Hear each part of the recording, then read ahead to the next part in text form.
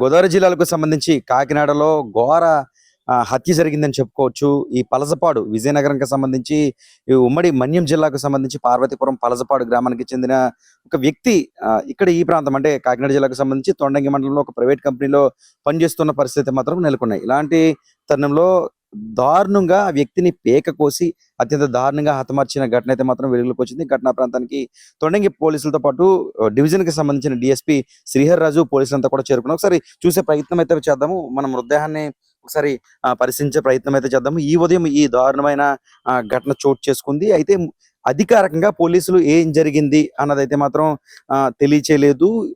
అయితే గత రాత్రి వీరికి సంబంధించి ఒక మద్యం సేవించి ఒక విషయంపై వివాదం అక్కడ స్నేహితులు పనిచేస్తున్న కంపెనీకి సంబంధించి ఎవరైతే ఈ వ్యక్తి చనిపోయిన వ్యక్తి పనిచేస్తున్నాడో అతనితో పాటు మరొక కొంతమంది కూడా ఈ రాత్రి మద్యం సేవించారని, అలాంటి తరుణంలో వాదోపవాదనలు పెరిగిన తరుణంలో ఈ వ్యక్తిని దారుణంగా పేక కోసి హతమర్చినట్లయితే మాత్రం మనకి విశ్వసనీయ సమాచారం అయితే మాత్రం అందుతుంది. అయితే అసలు గొడవ ఎందుకు జరిగింది? ఈ వ్యక్తి గత 2 రోజులుగా రూమ్మేట్ కి ఇతనికి కూడా చిన్న వివాదం ఉందని తెలుస్తుంది. నిజంగా ఆ వివాదమే పెరిగి ఎంతవరకు వచ్చిందా, లేకపోతే రాత్రి మద్యం సేవించే తరుణంలో ఒకవేళ ఆ బ్యాచ్ లో ఏదైనా ఒక విషయానికి సంబంధించి ఎక్కువగా ఘర్షణ చెలరేగిందా అన్నదైతే మాత్రం పోలీసులు ఇన్వెస్టిగేషన్ చేస్తున్నారు.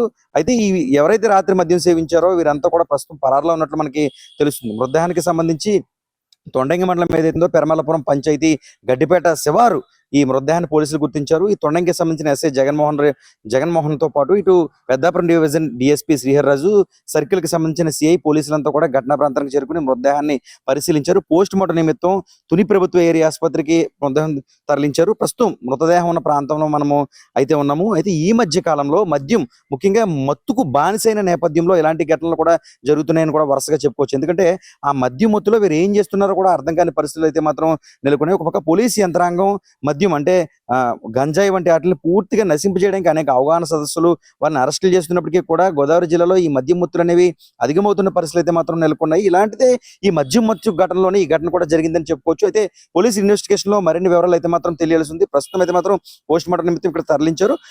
మన్యం జిల్లా అంటే దాదాపు ఇక్కడ నుంచి 200 కిలోమీటర్ల కాకినాడ నుంచి ఉంటుంది కాబట్టి అక్కడి నుంచి వారి గ్రామస్తులు ఇప్పుడు మృతదేహాన్ని చూడడానికన్నా వారి బంధువులు కూడా ఇంకా రాని పరిస్థితి మాత్రం నెలకొంది. వచ్చిన తర్వాత మన వాడు ఇక్కడ కంపెనీలో పనిచేస్తున్నాడు, ఎన్నాళ్ళుగా పనిచేస్తున్నాడు, ఏంటి ఏమన్నా వివాదాలు ఉన్నాయా అన్నది కూడా వాళ్ళ బంధువులు కూడా పోలీసులు ఇన్వెస్టిగేషన్ చేసే అవకాశం అయితే మాత్రం కనిపిస్తుంది. ప్రస్తుతం అయితే మాత్రం మృతదేహానికి సంబంధించి పోస్ట్ మార్టానికి సంబంధించి ఆసుపత్రికి తరలించారు. సమీప ఆసుపత్రికి పోస్ట్ మార్టం ఏరియా ఆసుపత్రికి తరలించారు. ఘటనా ప్రాంతానికి డిఎస్పీతో పాటు పోలీసులు అంతా చేరుకుని ఇన్వెస్టిగేషన్ చేశారు. ఇతనితో పాటు ఎవరు పనిచేస్తున్నారు, ఎవరితో ఎక్కువ మెలిగారు, అదేవిధంగా ఫోన్ ట్రాపింగ్ కి సంబంధించి ఇతని కాల్ ఎవరితో లాస్ట్ గా మాట్లాడారు, ఆ రాత్రి ఈ సంబంధించిన మద్యం సిట్టింగ్ లో ఎవరెవరు ఉన్నారు, అంటే రూమ్ మేట్ తో కూడా గొడవైంది, రూమ్ లో ఎవరెవరు ఉంటున్నారు అన్న కోణంలో అయితే మాత్రం పోలీసులు అయితే మాత్రం దర్యాప్తు ప్రారంభించారు. అయితే దారుణంగా ఒక మద్యం సిట్టింగ్ కి సంబంధించి మద్యమూత్రుని ఇంత దారుణంగా పేక కోసి హతమార్చడం దారుణం అంటూ కూడా పలువురు పేర్కొంటారు. చూద్దాం పోలీసులు ఈ ఘటనకు సంబంధించి ఇన్వెస్టిగేషన్ ఏ విధంగా కొనసాగిస్తున్నారు, తదుపరి విషయాలని కూడా పోలీసులు తెలియజేస్తున్నారు. ప్రస్తుతం కాకినాడ జిల్లాకు సంబంధించి సంచలనం ఎత్తున హత్యకు సంబంధించి అప్డేట్ ఈ విధంగా ఉంది. లోకలైట్ ఇన్ సూర్యప్రకాష్, ఉమ్మడి తూర్పు గోదావరి జిల్లా ప్రతినిధి.